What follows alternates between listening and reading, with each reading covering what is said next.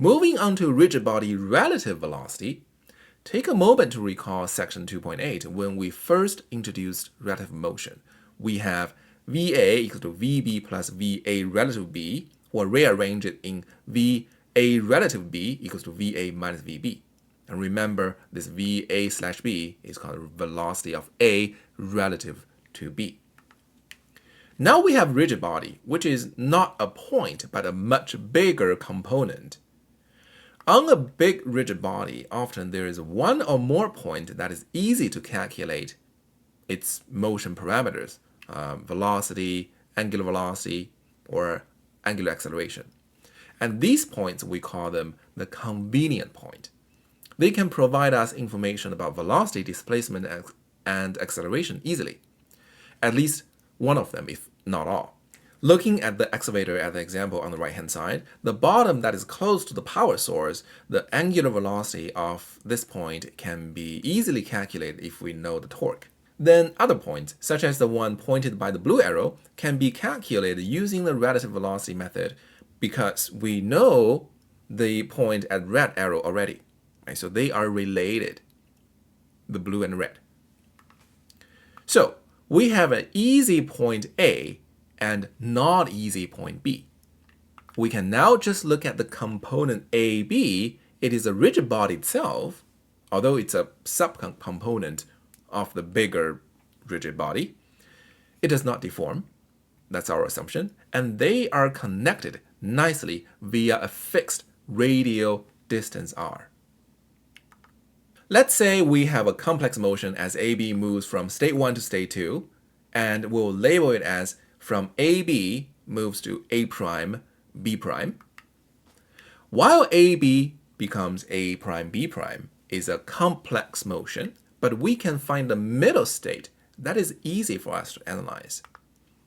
We will call this state M, where AB just moved to A prime, B prime by translation. Because from AB to A prime, B prime is a pure translation, so we have a delta RA, the position vector measuring from A to A prime, is the same as measuring from B to B prime. They're equal.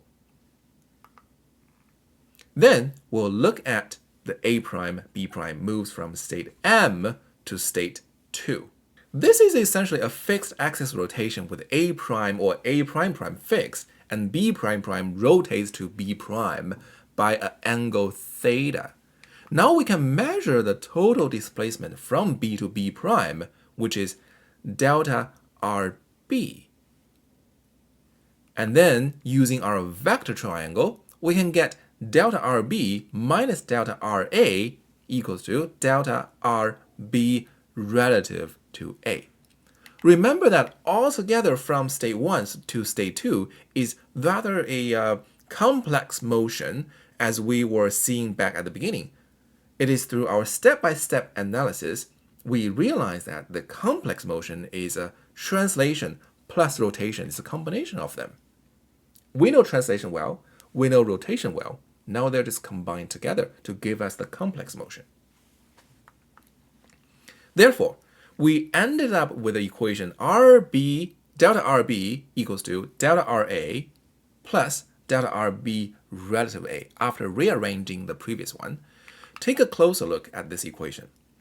If we have theta equal to 0, then RB equals to RA, there's no rotation. So we can say the relative linear motion delta RBA is accompanied by an absolute angular motion theta. Let me say that again. The relative linear motion delta RB relative to A is accompanied by an absolute angular motion. You have to translate and rotate. Then the derivative of r gives us v, the distance between A, B. We can call it the radius, which is a constant. So we will have the velocity delta VB relative to A is essentially r omega. The same will work if we look at A relative to B. So far, we're only looking at B relative to A, but the same will apply if you change them A relative to B. I'll talk about that in a moment. In vector form, vector B relative to A can be calculated by omega cross product position vector RB relative to A. We can use the right-hand rule to see our thumb is matching the direction of delta VBA, as VBA and RBA is the same direction. We can also come up with a conclusion that relative linear velocity, the velocity B relative A, is always perpendicular to the line A prime, B prime, joining 2 points. I want you to pause here for a moment because this slide is very important. Vector B relative to A is the position vector from A to B. So from the vector perspective, it is vector AB, not vector BA.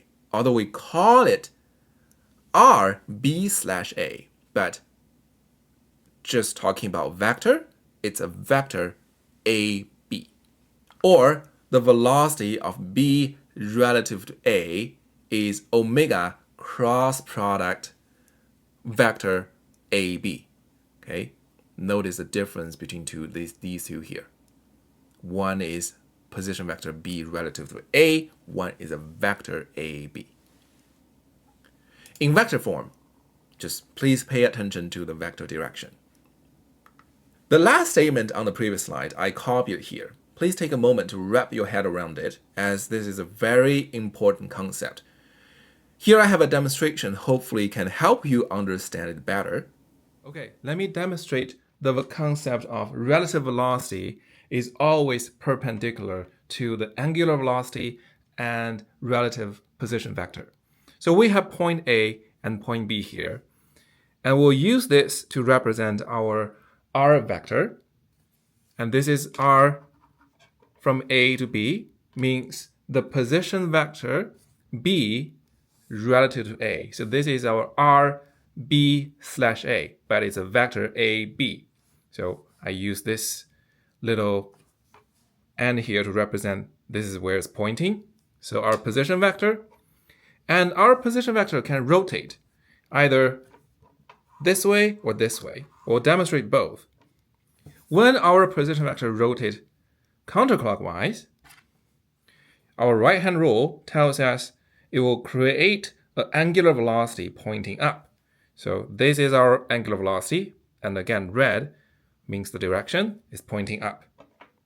Now, our relative velocity is given by the angular velocity cross product with the position vector. So we can use our right-hand rule, the angular velocity omega cross the position vector, like this. And my thumb gives me the velocity B relative to A.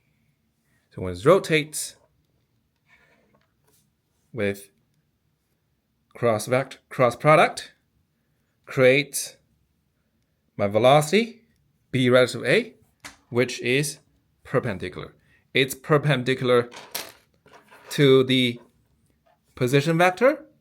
It's perpendicular to the angular velocity. Okay, perpendicular to both.